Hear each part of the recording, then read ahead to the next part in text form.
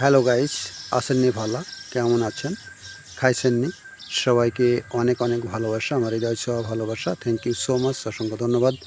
আমি আজকে আপনাদের মাঝে একটি নতুন জিনিস তুলে ধরার চেষ্টা করেছি, সেটা হচ্ছে একটি পাখির বাসা।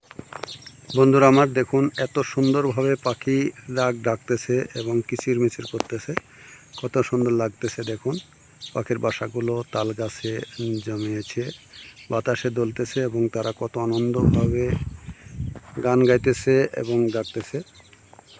খুবই সুন্দর একটি পাখি, অনেক সুন্দর। এগুলো তালের গাছে, নারিকেলের গাছে বাসা বাঁধে। সেই বাউল পাখি দেখতে খুবই সুন্দর হয়। এই দেখেন বাসায় ঢুকলো। দেখুন, এই জিনিসটা আমার কাছে খুবই ভালো লেগেছে। আপনাদের কাছে কেমন লেগেছে অবশ্যই কমেন্টে জানাবেন, এবং ভিডিওটা যদি আপনাদের কাছে ভালো লেগে থাকে তাহলেই অন্যকে দেখার সুযোগ করে দেবেন। আর একটা জিনিস আপনাদেরকে দেখানোর চেষ্টা দেখাবো।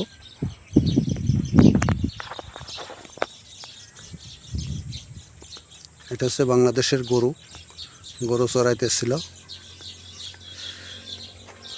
ওই সেই তাল গাছে।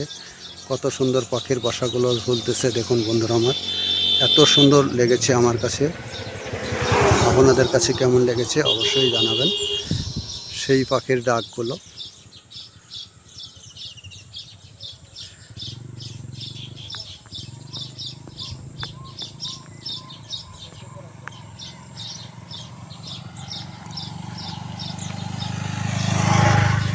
আরেকটি জিনিস আপনাদের দেখাবো। এই দেখুন, এই গাছটায় অনেকগুলো বাসা আছে। সেই পাখিতে কিচিরমিচির করে ডাকতেছে, ডাকগুলো খুবই সুন্দর লাগতেছে। পাখির ডাক। এটা হচ্ছে বাংলাদেশের রাস্তা এবং এটা হচ্ছে আমাদের সেই জাতীয় ফল কাঁঠালের গাছ। এটা হচ্ছে খেজুরের গাছ। আরেকটি জিনিস হচ্ছে পরগাছা, আপনাদের দেখাবো। এই দেখুন কত বাসা, এই গাছটাতে কতগুলো বাসা। দেখুন বন্ধুরা আমার, এই ভিডিওটা যদি আপনাদের কাছে একটু ভালো লেগে থাকে তাহলে অবশ্যই শেয়ার করে অন্যকে দেখার সুযোগ করে দেবেন এবং ভালোবেসে আমার পাশে থাকবেন। আরেকটি জিনিস আপনাদের দেখানোর চেষ্টা দেখাচ্ছি, এখনই দেখাবো। আপনারা দেখুন, আমাদের জাতীয় ফলের নাম কি? কাঁঠাল। সেই কাঁঠাল আজ গাছে পচে যাচ্ছে, কেউ খাওয়ার লোক নেই। দেখুন, দেখেন, এটা হচ্ছে আমাদের জাতীয় ফল কাঁঠাল, গাছে পচে পচে নষ্ট হচ্ছে, তাও খাওয়ার কেউ নেই। দেখুন, আর এটা হচ্ছে পরগাছা। এটা হচ্ছে গাছের, এর কোনো নিজস্ব কোনো শিকড় নেই বা নিজস্ব কোনো নেই, এ শুধু পরের গাছের উপরে থাকে এবং পরগাছা বলে এগুলোকে।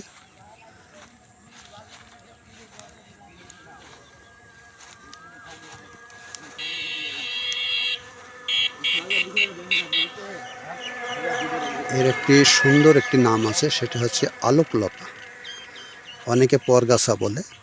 এর একটি আসল নাম হচ্ছে আলোকলতা। এটা শুধু গাছের উপরেই থাকে, গাছের উপরে এর বসবাস। এ কোনো নিজস্ব কোনো শিকড় নেই বা নিজস্ব কোনো নাই। এখন আমি নিয়ে যাব আপনাদের ইন্ডিয়াতে। আমি নামছি, সেই নদী দেখাবো আপনাদের, কত সুন্দরভাবে নদীটা বয়ে চলেছে এবং ইন্ডিয়ার সেই সিনারি।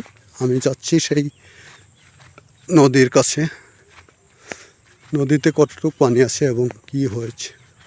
এটা দিয়ে মানুষ নামে, বাংলাদেশের মানুষ নদীতে অনেকের সময় গোসল করে, মাছ ধরে।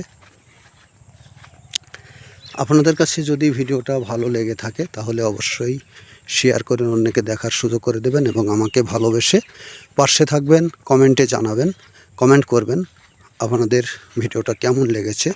এই সূর্যটা অস্ত যাচ্ছে ইন্ডিয়ার ভিতরে, এখন সূর্যটা অবস্থান করতেছে ইন্ডিয়ার ভিতরে।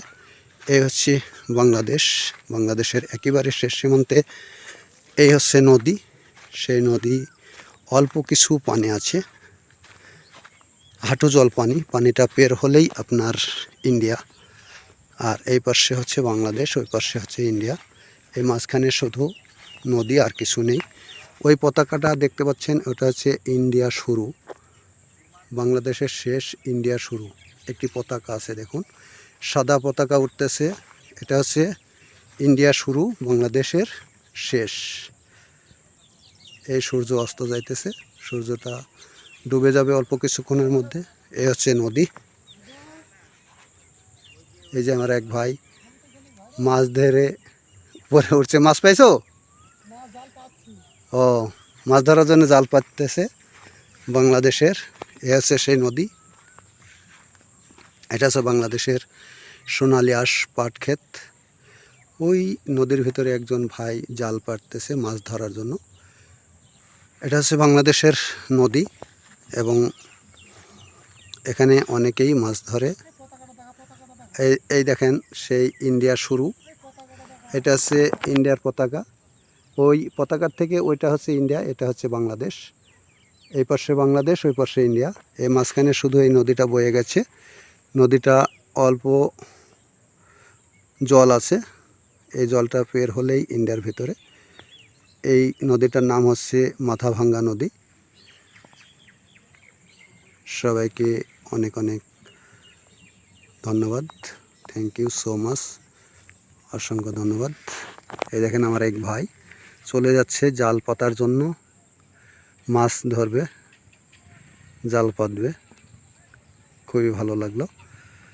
সবাইকে অনেক ভালোবাসা এবং সবাই ভালোবাসা দিয়ে আমার পাশে থাকবেন। আমিও আপনাদের এরকম নতুন নতুন ভিডিও উপহার দেওয়ার চেষ্টা করব। Thank you so much.